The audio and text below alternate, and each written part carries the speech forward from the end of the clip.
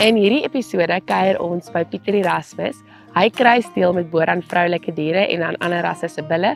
Kom ons gaan hoor 'n bietjie wat hy het om vir Christopher en Martinus te vertel.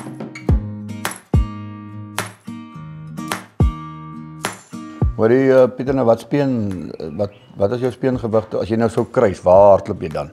Ek het altyd gehardloop 180 op tot 200 toe op die suiwergoeters en dan op jou kruisings tussen 200 en 220. Die zwaarste speenkalf is daai wat as jy die twee rasse kan kry so ver as moontlik van mekaar. Ja, ek dink maar daai Boran clustergroep wat by die genetiese samestelling van die rasse lê. As jy daai ding vat, dan lê die Boran ons nou heel weg van spesifiek van kom ons sê die Simmentaler af. Ja. En dis hoekom hy baie goed. Jy weet dis altyd moeilike ding waarheen ons wil teel. Ek soek 'n kleiner koei, maar ek soek 'n swaarder speenkalf. Maksimum groei op die kalf, ja. Weet nou, 'n kleiner koetjie kan jy maklik 60% van haar eie gewig gee. Ja. Wat jy nie noodwendig sal kry uit 'n groter raam koei uit nie, nê. Ja. Onthou genetika of geneties jou omgewing gaan jou grootte eintlik maar bepaal.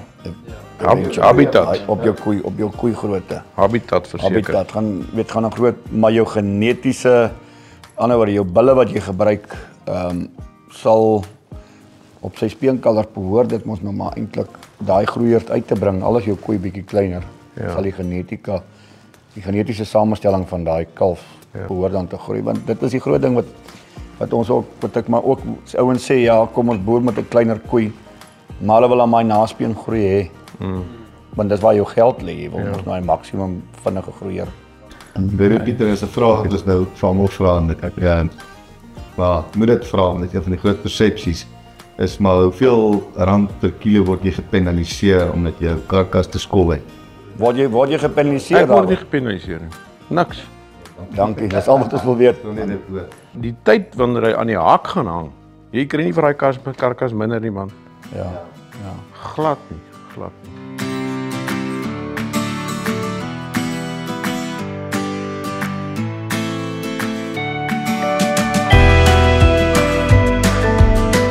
Wanneer speen jy hierdie kalvers? Of die gros van hulle? Okay, die grootste gros van so Junie, Julie. Die persepsie oor die ras laat hy nie in die voerkraal presteer nie, wat eintlik sonder massas data, jy weet, aan Jan publiek verkoop word. Wat sal jy sê rondom dit? Ek meen dit is mos maak jy geld so, maak jy nie geld nie.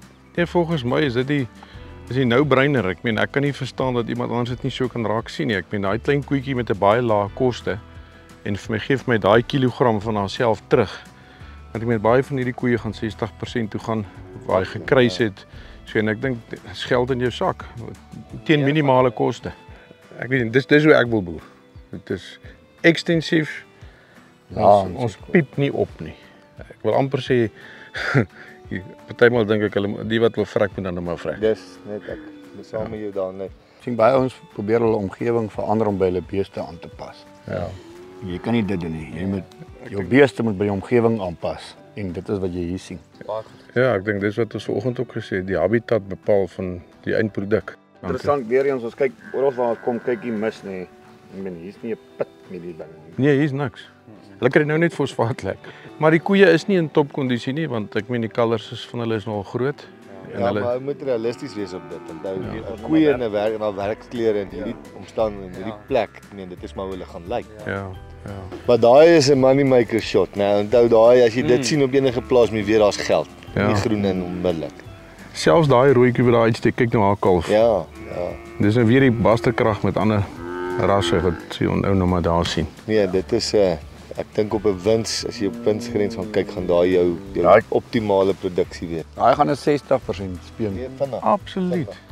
'n Ding wat ons maar nog wil ondersoek mettertyd en dit is om die backgrounding dalk verder te vat na osstelsel toe. Vir ons met hierdie berging sal dit goed pas om dalk die osstelsel op 'n klein maat in te bring en te kyk los hulle. In plaas van een somer, 2-3 somers. Ja. As jy 2 somers kom, gaan jy na 'n A/B bracket val. Ja. Maar jy gaan 'n aansienlike gewigs toename wees en ek meen jou Boran met nou 'n bietjie later wissel skep vir jou daai geleentheid. En dan gaan jy verseker net 60 dae omtrent in 'n voerkraal wees. Ja. Ek meen tot nou toe het ek maklik van 18 maande af vat ek hulle eers kraal toe en die dag afhang hoe swaar hy ingekom het, Ek meen en dit is sit nog sien maar 90 na 120 dae toe by. En so dan Jy kom so by 25, 26. ons bly 'n A-graad. Ek dink verseker enige iemand wat ekstensief wil boer en 'n lae onderhoud bees wil hê en nie die tyd het in vandag se besige tye om vir elke stukkie ding te gaan pamper lang nie. Ek dink daar pas die ras presies in. Op 'n einde van die dag, dit is 'n easy care bees. Met lae moeilikhede en dit maak dit net makliker. Selfs al boer jy in die vlaktes, ek meen jy kan mos die hele dag jou beeste rondry en te kere gaan jy moet met 'n ding boer vir jou van geld maak.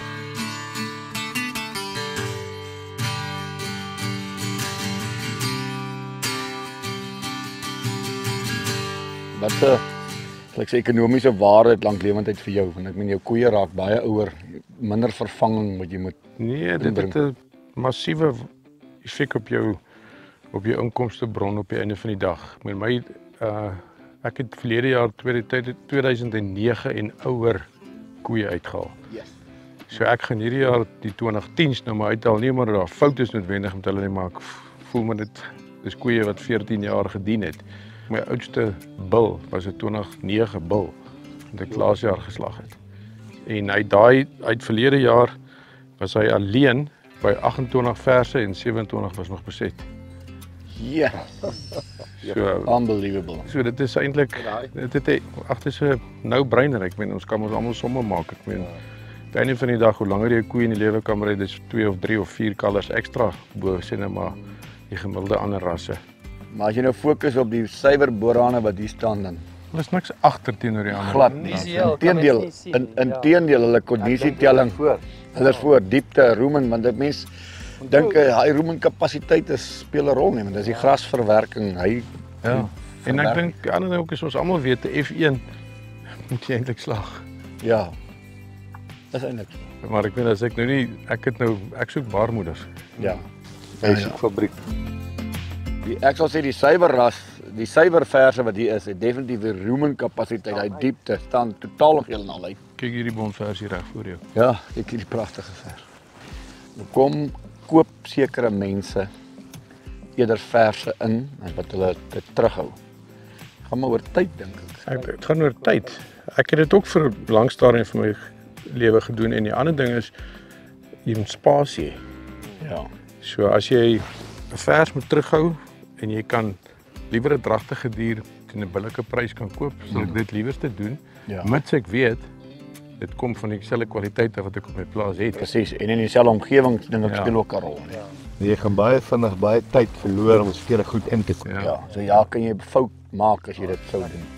En dit is lekker om te sien dat die boerhaan koei met die kruisbulle dit gee wat 'n mens nog steeds wil hê. Wat 'n lek gee jy nou hierso Pieter? Hierdie is net 'n fosfaatlek. OK. En nie homself. Is hier kalorie wat is hier in? Maar net die fosfaat. Dit is net Fosfaat.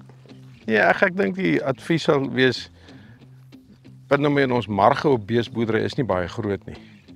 So ek moet my insetkoste kan bestuur en as jy nie insetkoste kan bestuur nie, maar dan gaan jy dit nie maak op die lang pad nie. Ja. So as die marge groter word en wat ons almal hoop speenkalvers gaan weer swaarder word, 'n hoër prys gaan, Pryse gaan ja. dan dink ek kan die sommetjie weer heeltemal verander. So Ja. ons is in die landbou, mielies werk ook maar so, dis 'n op en af. Met beeste is dit op en af, maar my wenk vir ouens sal net wees, maar jy moet maar vasbyt. Ja. Sorg dat jy genoeg kos het. En ek dis die belangrikste ding, probeer dit so goedkoop as moontlik die kos vir hulle gee. Ja. Dit alles wat hy self kan vreet is beter as wat jy moet gaan vir hom voer in 'n bak. Ja. Ja.